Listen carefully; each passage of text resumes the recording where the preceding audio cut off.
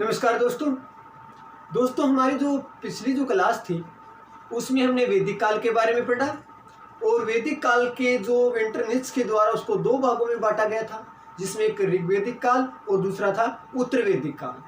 जिसमें हमने ऋग्वैदिक काल के बारे में जाना और ऋग्वेद के बारे में जाना, उसके साथ साथ ऋग्वैदिक कालीन भौगोलिक स्थिति थी उसके बारे में हमने पढ़ा। आज दोस्तों हमारी इस क्लास में हम पढ़ेंगे ऋग्वैदिक कालीन राजनीतिक व्यवस्था के बारे में। ऋग्वैदिक कालीन राजनीतिक व्यवस्था, ऋग्वैदिक कालीन राजनीतिक व्यवस्था।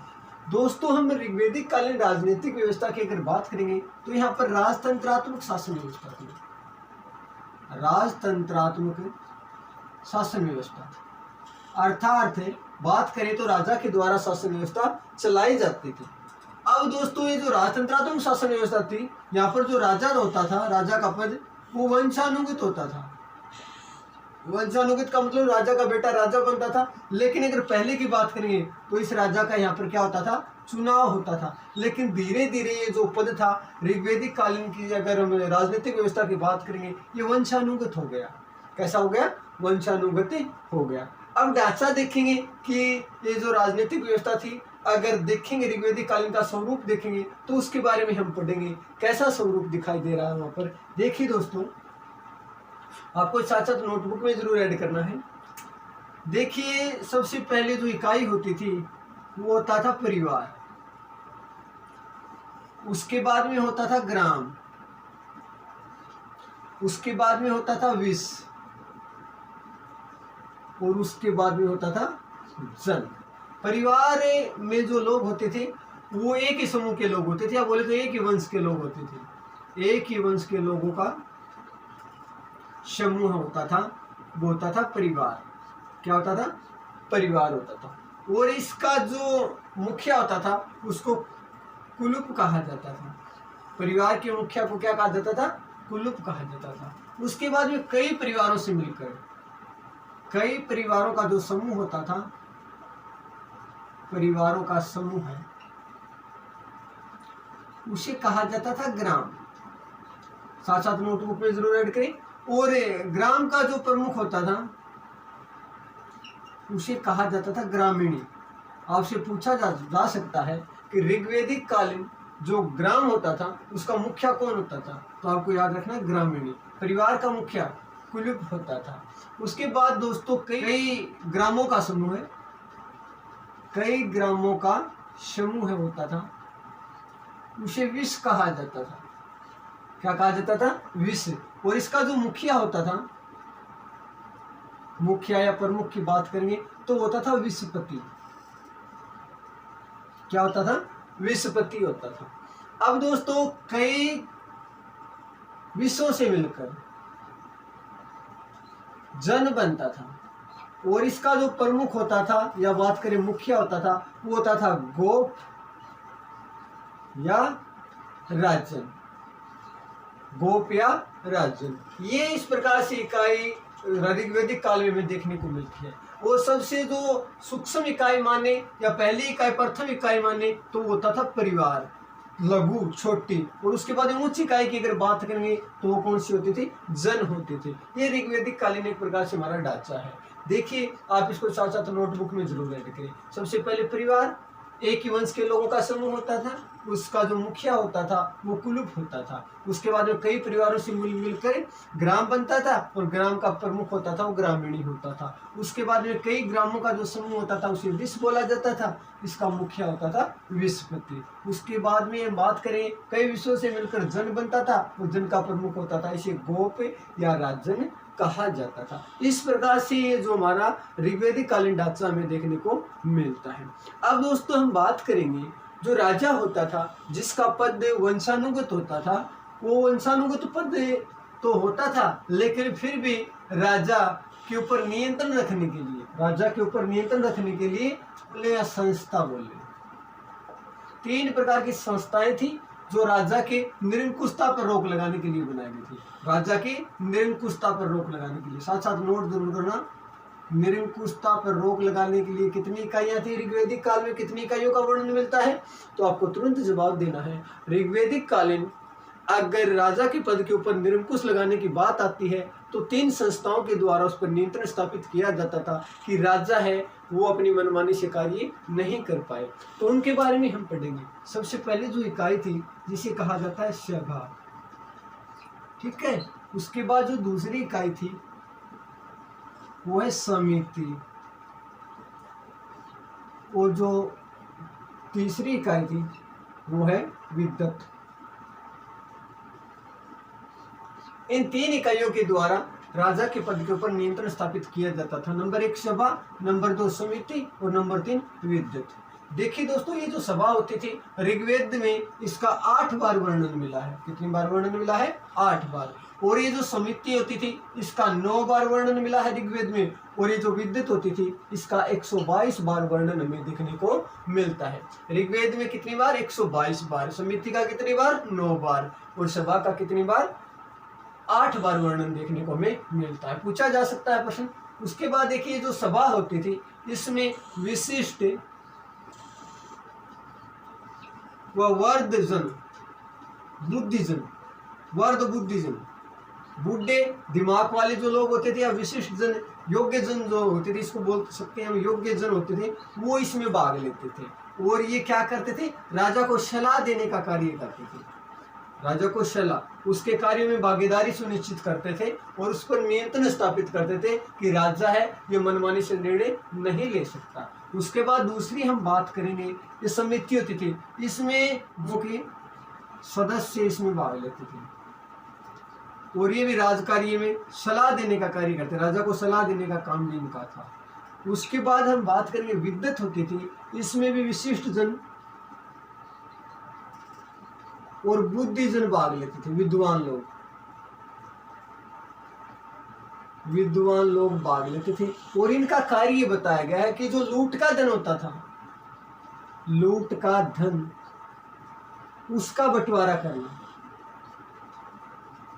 उसका क्या करना?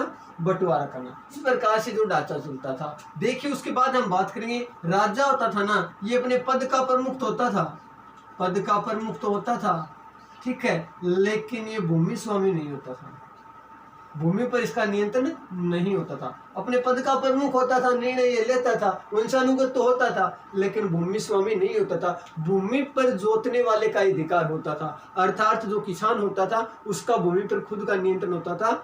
ये हमें ऋग्वेद में देखने को मिलता है। देखिए दोस्तों, उसके बाद जो जन होता था इसके 12 लोग जो होते थे, वो जो 12 लोग प्रमुख होते थे। देखिए सबसे पहले हम बात करेंगे, राजा होता था। क्या होता था? सर्व प्रमुख तो राजा ही होता था। उसके बाद पुरोहित, पुरोहित की बात करेंगे, उसके मंत्री होते थे इसमें शामिल। उसके बाद बात करेंगे सेनापति होता था, जो सेना का नेतृत्व करता था। उसके बाद में महिषी, जन में जिसमें रानी को क्या कहा जाता था? महिषी कहा जाता था। उसके बाद में युवराज होते थे, राजा के जो पुत्र होते थे। उसके बाद में हम बात करेंगे सुत, रथकार होता था, रथ चलाने वाला जो होता था उसको कहा जाता था सुत। उसके बाद में छठा जो प्रतिहार होता था या जो द्वारपाल होता था, द्वार की रक्षा करने वाला जो होता था उसे छठा कहा जाता था।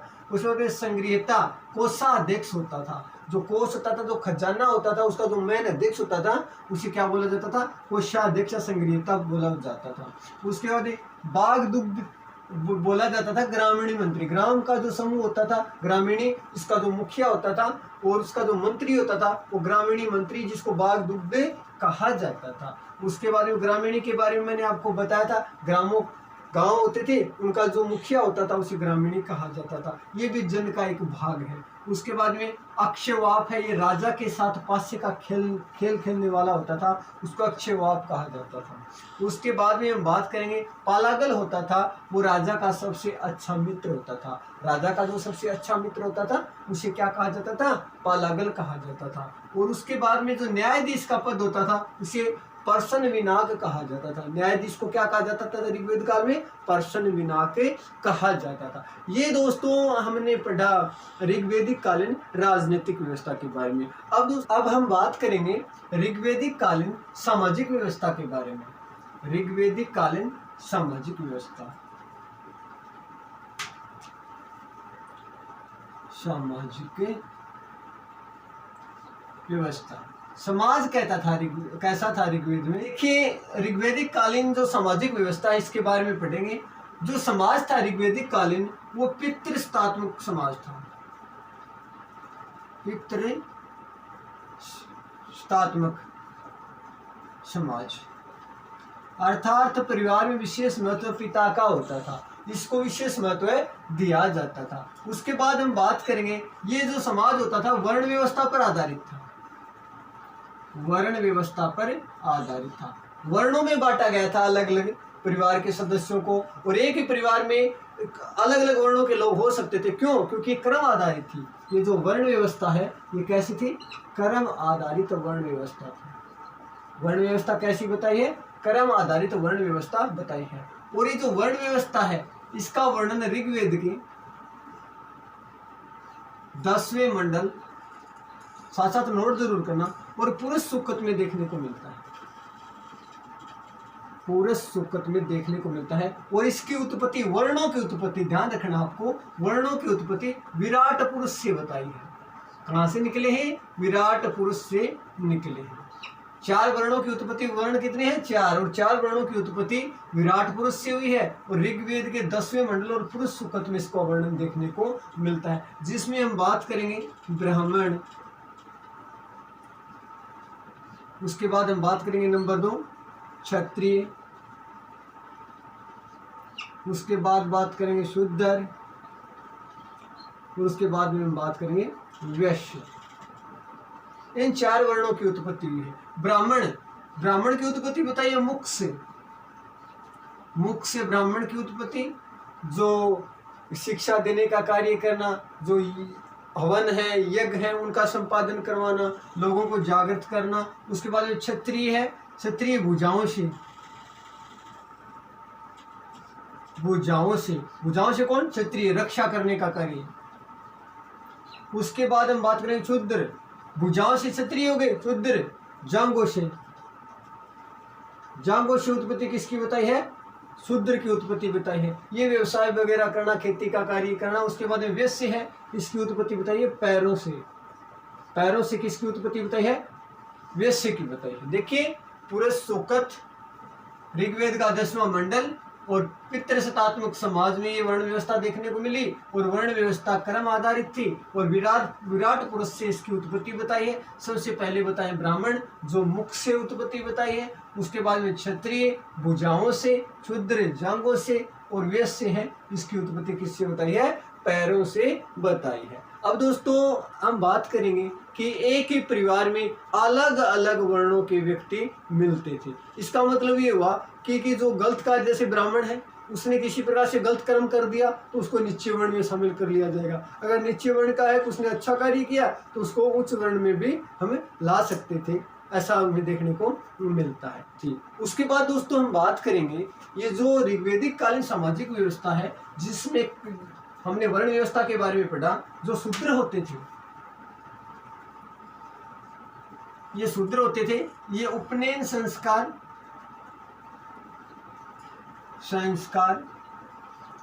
व हवन में भाग नहीं ले सकते थे।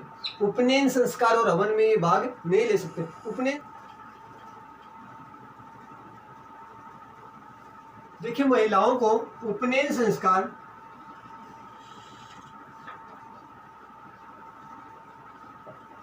व यज्ञ में भाग लेने की स्वतंत्रता। और कई महिलाएं ऐसी हैं जिन्होंने ऋग्वेद लिखने का कार्य भी किया।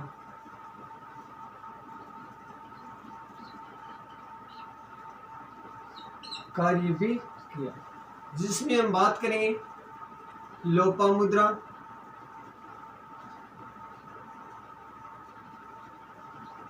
निवावरी, इंद्राणी, विश्वारा,